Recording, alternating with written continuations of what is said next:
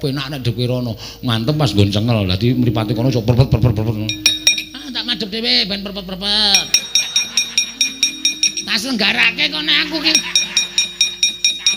Nek rai kurang cengel. Apa aku yo ngakoni salah kok ya. Ah ngono kuwi. Karapian to sing ora ngono kuwi ana ta sene. Engko aku tak gajuli saka mburi. Ya aja ngono. Nganggo gajul barang aku dikendong kok nek gajul ming cendak. Kang, piye? Kakang Garuca tak uyahi. Engko Durna kono ngomong ning ngarepe Kakang Garuca nek dheweke sing dadi Kresna. Nek ora gelem banting ing ngopo? Ya aku kudu nglakoni 20 sasi iki nek aku ora kaya-kaya kaya.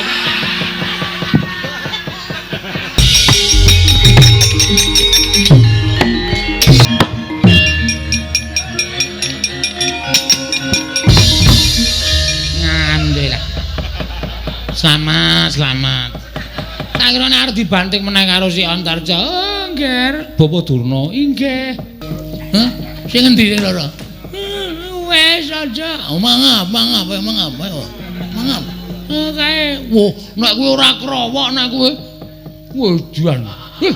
Pendhita kok ceroboh. Ngeri. Kok ya mentolo-mentolone nyawang untune Durna to. Sengit aku lho. Truk. Lah itu sapa? Durna. Mosok. Nah. Lho, masalahnya apa niku durung teng mriki? Ngandhake nek Abimanyu nyolong pusaka Jamasada. Kok iso? Membos Siwa Ndarawati. Wis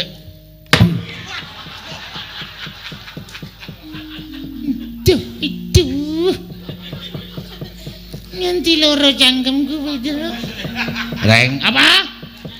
Rene ora. Ngapa? Dang apa? Ana Durna. Lho, Durna tekan kene ngapae? Anu ngandhake Ndara Abimanyu nyolong pustaka Jamasada mula diajar Ndara Janaka. Durna kuwi? Heeh.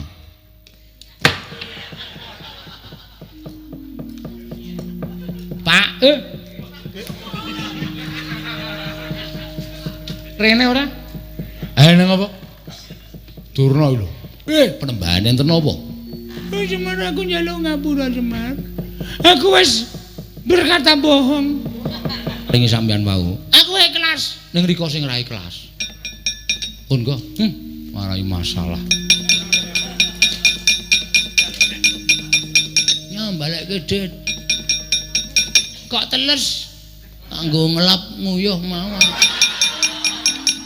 Kaitan ora.